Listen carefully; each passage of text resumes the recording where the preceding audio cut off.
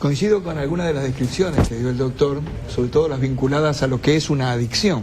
Pone el énfasis en el factor poder, ¿no? En la situación de quien comete este agravio, este delito. Me parece que el poder brinda fundamentalmente impunidad, y no únicamente en el terreno de la sexualidad, sino en otra infinidad de conductas humanas que son habituales precisamente en los poderosos, y no en los poderosos actuales, porque en este momento es precisamente este señor el que está en la palestra.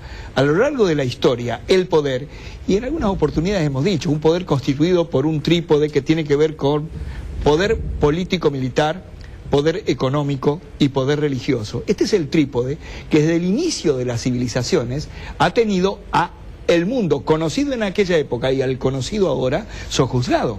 Entonces, desde ese poder se cometen las iniquidades con una tranquilidad que va a posibilitar justamente la impunidad, el silencio de los inocentes, porque aquí sí, los inocentes a veces por guardar silencio contribuyen a esta complicidad que hace la perpetuidad de la consumación. En un principio no hay, no digo de todas, pero de algunas personas esa atracción del poder, lo que se llama la seducción del poder, del cual después son víctimas algunas mujeres que, atraídas por ese halo de fama, de poder, de un político, de un economista, de un empresario, en un principio caen en las redes y por propia voluntad.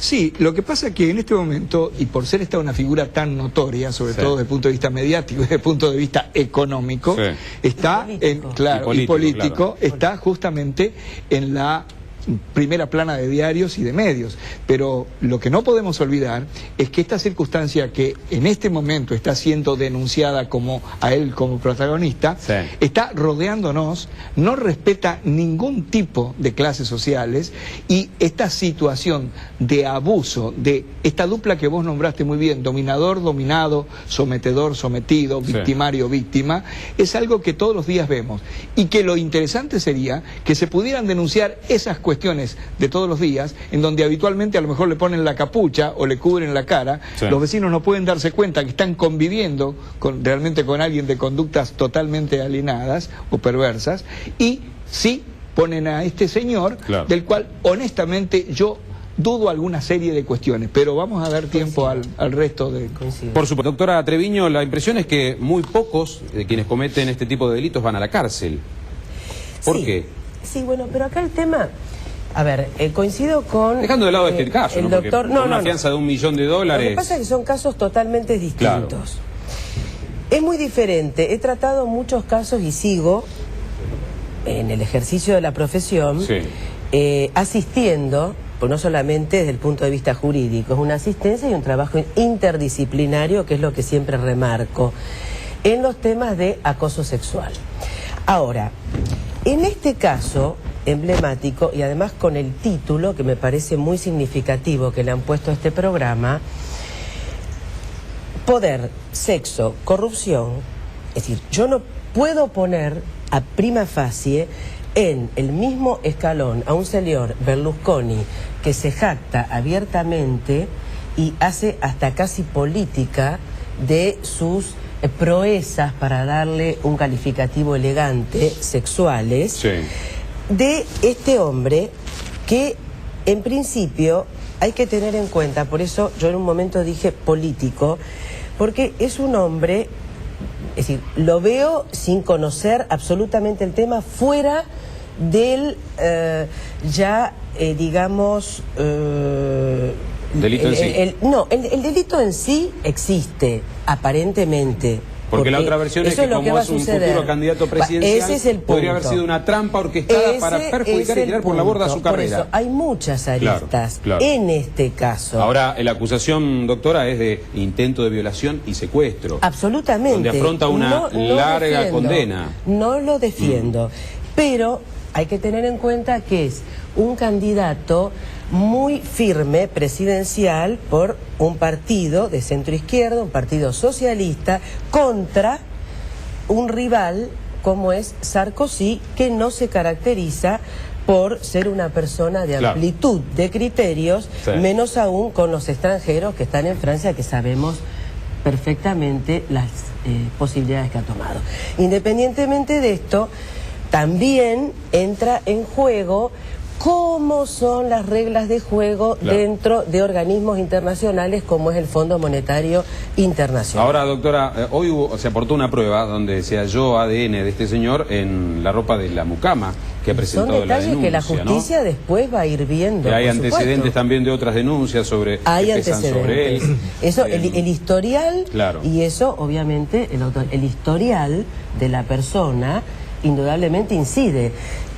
Una persona, y bien se dijo, que es brillante, que ha hecho una trayectoria tanto política como diplomática impecable, puede tener esa faceta que es absolutamente bestial y repudiable para la sociedad. Desde el punto de vista legal, ¿cómo se encuentra la víctima? ¿Debe atravesar otro trauma cuando se trata de denunciar este tipo de delitos? Ya saliendo del caso, ¿no? Sino la víctima, indudablemente, si generales. Realmente ha sido víctima del acoso, por supuesto que ha sido absolutamente violento en uno de los grados más extremos, y es una situación difícil, es una persona que hay que tener en cuenta que es extranjera, que es de religión musulmana, está en Estados Unidos, es decir, que hay todo un entorno que indudablemente eso psiquiátricamente, psicológicamente, y bien lo pueden decir los colegas, debe influir y debe estar en un estado de absoluta indefensión y de terror, ¿no es cierto? Sobre todo cuando las sospechas recaen sobre la víctima y reposa el beneficio al poderoso, ¿no? Relativo en este caso. Yo diría que en este caso es relativo. Bien. Hablando de efectos, Fernanda Tabela, como psicóloga, ¿qué pasa con la víctima, ¿no? Que es sometida a este tipo de delitos, de acosos sexuales? El intento de violación está clarito y está denunciado. ¿Qué pasa con la víctima y con su psiquis? Bueno, justamente como lo planteaba la doctora anteriormente, o sea, lo que se produce es un empobrecimiento del yo, además la persona se siente totalmente insegura, tiene mucho miedo a la repetición de esto, y perdón, y de alguna manera queda expuesta, porque aparte el problema es que en este tipo de casos en los cuales son de tan vox populi, esta persona queda estigmatizada en este lugar, entonces a veces es muy difícil poder después superar este problema o este episodio, porque está permanentemente asignada a ese lugar, en el lugar de la víctima, entonces una revictimización constante en vez de un pasaje a una reparación de este muchos planteaban cómo con el poder que tiene y el dinero que le sobra, no contrata una o un acompañante en una ciudad en la que esto es común y habitual, como en Nueva York, y prefiere no dirigirse a la víctima. ¿Cuál es ese paso que da una persona para buscar a través del delito lo que puede conseguir por otras vías? Bueno, por un lado está la posibilidad real, concreta, que él tiene de tener un book, como están en los mejores hoteles, para elegir en relación a sus preferencias. Pero eso no le daría la satisfacción de ejercer el poder y el sojuzgamiento. Hay otro elemento, entonces. Claro, el elemento justamente de transformarse en agresor, de transformar a alguien en su víctima y de decir, aquí yo hago lo que se me antoja. La demostración máxima de poder. Sí, pero aquí en este caso particular es una triple victimización. Porque esta señorita ha sido victimizada desde el punto de vista del poder ejercido por este señor. Se va a sentir víctima en relación a la fe que profesa y en lo que sería su país de origen.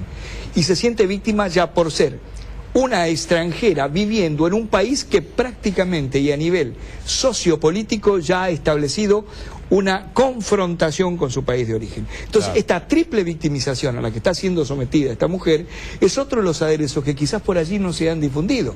Más allá de que tendríamos que entrar a hablar de la problemática de género, que aquí no puede obviarse, y en donde también está concurriendo para que la victimización se complete, ¿no? Bien.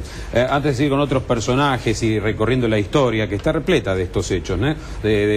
de delitos sexuales, de presidentes, de gente muy importante que comete este tipo de actos. Pero, ¿cuánto tiene que ver la educación? A Mario Romero de Nigris, como docente, les preguntamos. ¿Esto tiene que ver con la sociedad actual, de las imágenes, de la pornografía? ¿Y qué pasa con los hoy adolescentes o chicos en el día de mañana? Digo, ¿estamos alimentando este tipo de delitos, Mario? Sí, antes de entrar en ese tema yo quería agregar algo. En nuestro país el tema poder-sexo impunidad se dio con el caso de María, la chica Morales, en Catamarca, ¿no? Que terminó trágicamente con la muerte de esta chica. Yo creo que la educación... El máximo ejemplo de impunidad, ¿no? Impunidad. Justamente ahí el poder era el poder político, el poder del dinero, ¿no? Y la impunidad de que la policía podía cubrirlos y que nadie los iba a descubrir y que ellos podían matar y que la muerte no le iba a costar nada. No sé si los que fueron presos son los que realmente debían ir, pero bueno, la cosa terminó así. No, yo creo que la educación siempre aporta. Cuando uno aborda la educación sexual en las escuelas, toma dos dimensiones, que es lo referido a la salud reproductiva y lo que tiene que ver con la salud sexual. Cuando abordamos la salud sexual y tratamos el tema del poder en el ejercicio de la sexualidad, como a veces uno ejerce poder sobre el otro, decide sobre el otro, y no es una decisión en conjunto. Esto, por ejemplo, cuando abordamos la fisiología del coito lo vemos muy claramente. De manera que yo creo que en la medida en que la persona esté informada, desde chico nomás se le enseñe que su cuerpo es de él y que él debe cuidarlo y que nadie puede sobre su cuerpo interferir. Y que cuando es adolescente está con mucha más firmeza, va a defender su cuerpo. Yo creo que en la adultez esto se afirma. Ahora, ¿qué pasa? Cuando alguien es seducido por el dinero, por ese poder, también es víctima, obviamente, pero digamos, se deja seducir.